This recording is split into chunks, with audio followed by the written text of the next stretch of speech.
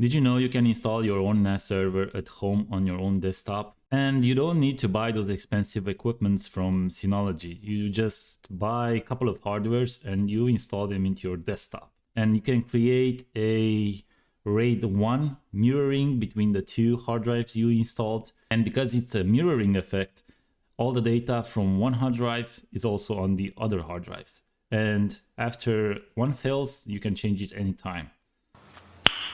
Nice. And once the setup is done, then you can also install Docker in it. And from there, you can have a deployment server for production in order to manage your web application. And then you can also have a game server or a movie streaming series server, or why not having a home automation system. But unfortunately, I don't own a high-end desktop. I just own a Lenovo ThinkPad, which I use to run code. And in the same time, I own a old desktop which is kind of outdated.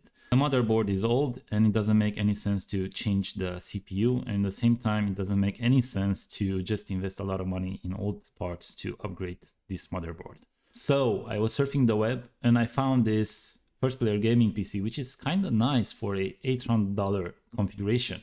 With a Intel i5 12400F CPU, a RTX 3050 GPU with 6 gigs of DDR6, 32 gigs of memory from Corsair, and in the same time 1 terabyte of NVMe M2 SSD, a liquid cooling system, and all of this in a tempered glass case. However, because I wanted a AMD CPU and also a higher-end motherboard which includes Wi-Fi and also AM5 socket, so that I can update in the future with higher-end CPUs, I just started ordering the parts separately and the whole configuration changed.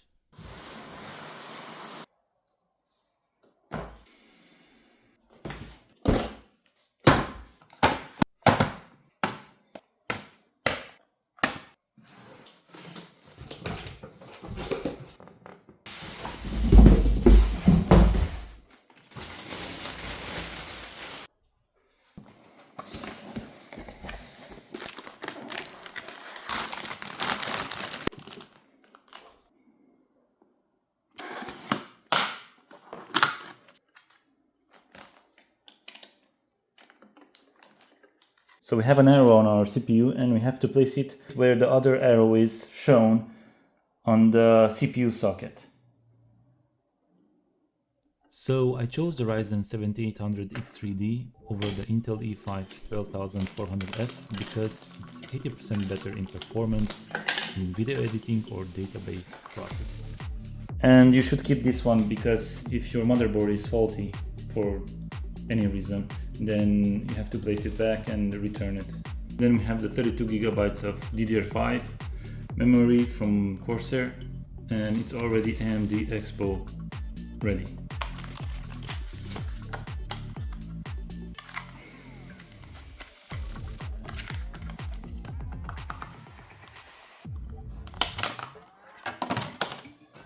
And we use the first and the third socket, and we leave open the second and the fourth.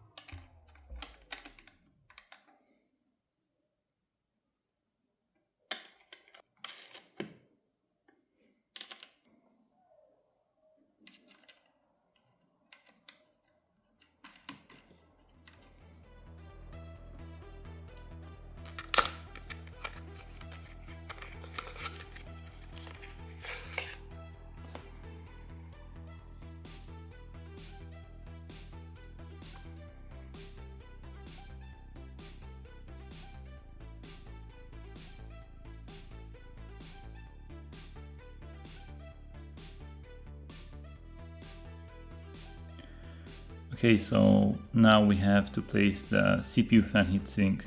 And as you can see, we have some space here to insert the cables from the CPU fan display, which also connects with the rest of the ARGB connectors. So that's just enough space to cover everything, and we just place this safely. So now we have this screwdriver which came with the CPU fan.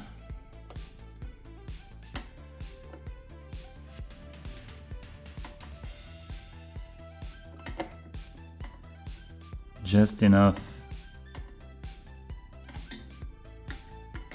so that we don't make everything too tight. So I just took the fan off because I just wanted to make everything more tight on the thumb screws. But as you can see, there's enough paste. And now let's just screw everything together.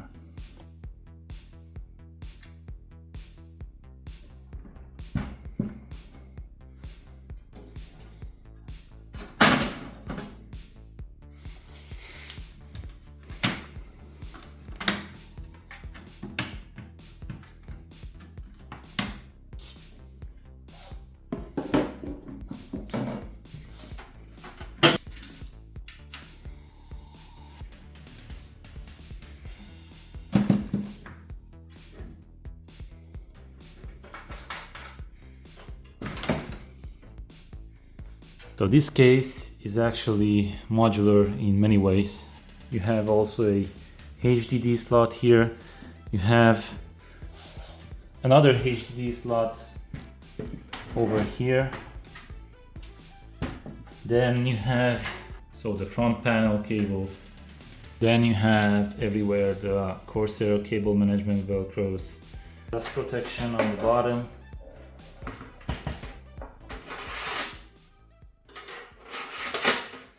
Have protection from dust on the intake fans. You can also place two small fans on the bottom here.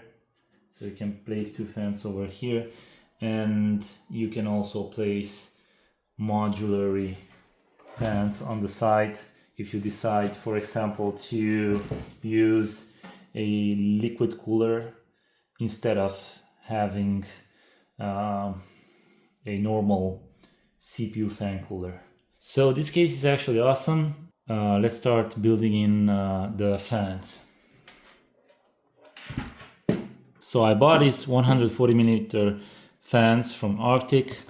They're actually great because they can go up to 1700 RPM. Although I was thinking to change these fans into something better. So here we can see the InfiniRail modular system from Corsair 4000D frame, and as you can see, you can attach two 140mm fans, three 120mm fans, but also the giant 200mm fans. You can place two of them here.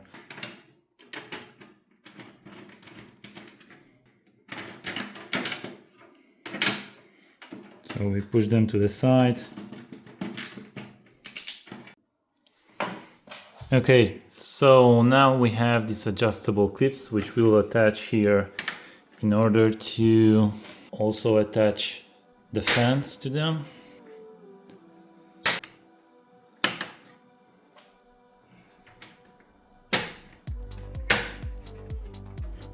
So in this specific case, you want the airflow to go from towards you into the frame and to the rear of the frame. And that means that you have to have the logo towards you. If it's the other way around, then the airflow is from inside the frame outwards. You want to do that for the top two other fans, which will take out the air from the frame, specifically the warm air.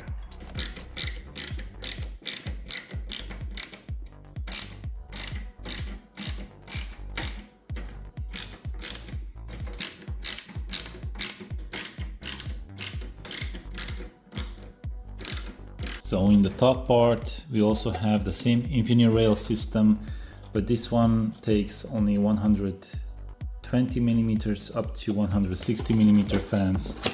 And here we shall place ARGB fans, because why not?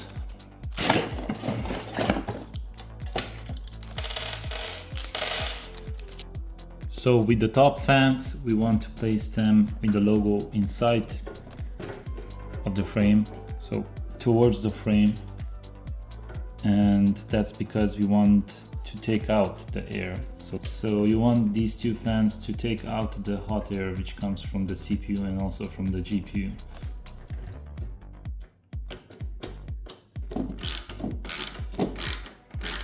So we have installed the front fans which are intaking air. As you can see, the logo is outside of the frame, and also the top fans which are with the logo inside, which means that the airflow is going outside of the frame, so it takes the warm air outside.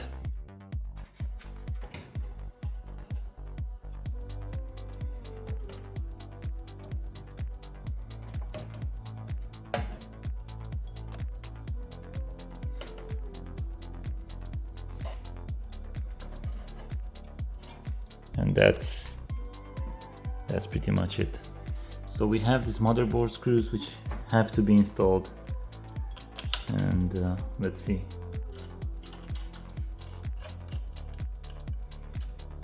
Nice. And now we just have to place inside the CPU fans, and to make sure that we place them correctly. So the intake is coming from the front to the CPU fan and goes out to the rear. It comes like this. Now it's installed, and the cables, it's where we insert the display cables. Display cables inserted, and now we place the last CPU fan and make sure everything is even.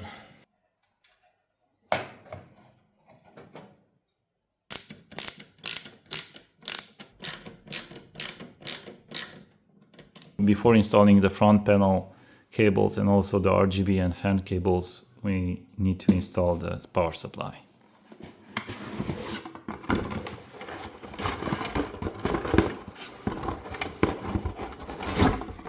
So this is a 650 watt non-modular PCU, but that's actually more than enough for the configuration that I have here.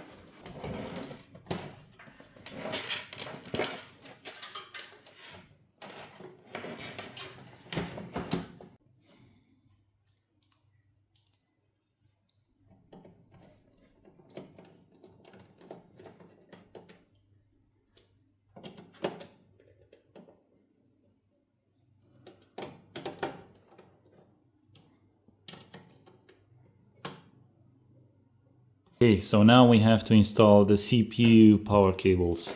So because my power supply didn't have a modular cable system, I had to remove the top fan in order to attach the CPU cable to the motherboard. In this specific case, I have a 8-pin connector and a 4-pin connector to my motherboard, and the additional 4-pin connector is for a higher CPU overclocking, but a 4-pin connector is more than enough for an average CPU. Okay, so here we have the front panel cable which we have to slide in. So that's okay, that's done. Then we also have the audio which goes here. So the audio goes over here. So that's also set. And now we want to connect the USB-C type connector, which goes over here. So this USB 3 cable has one pin which is missing, and that's on the bottom. And then we also have the motherboard main supplier.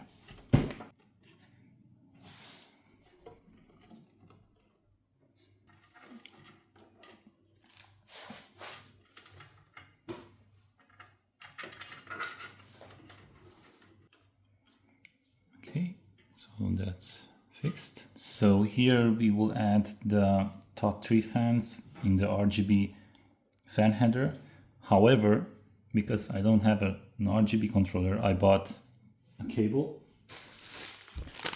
So this is an extendable cable which I can add in order to extend the cables in the back. We will install an adapter.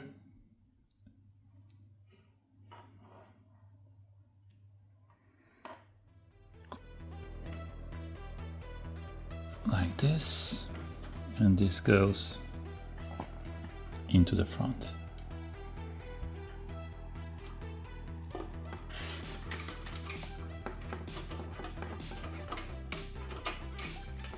And the USB goes into the bottom over here.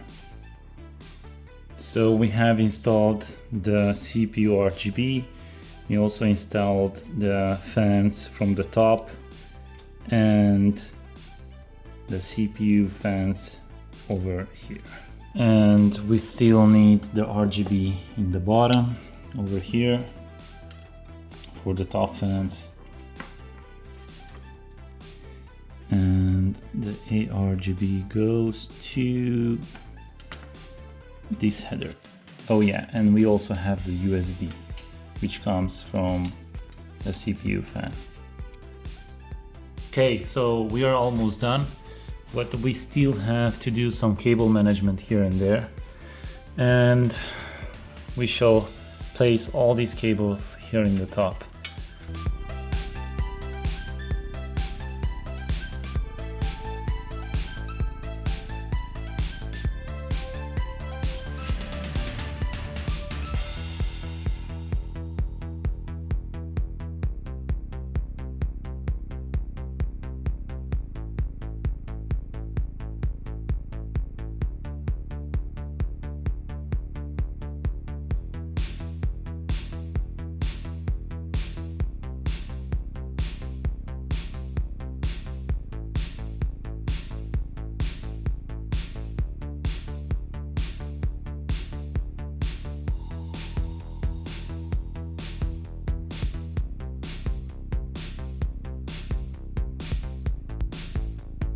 Okay, that looks pretty clean. At least that's my perspective.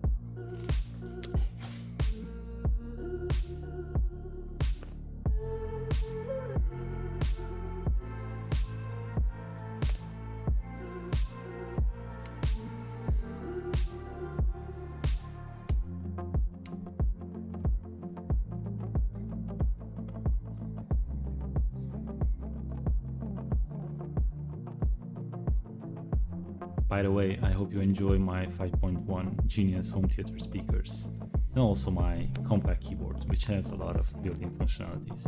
Both are over 20 years old, which shows how sturdy things were made back then.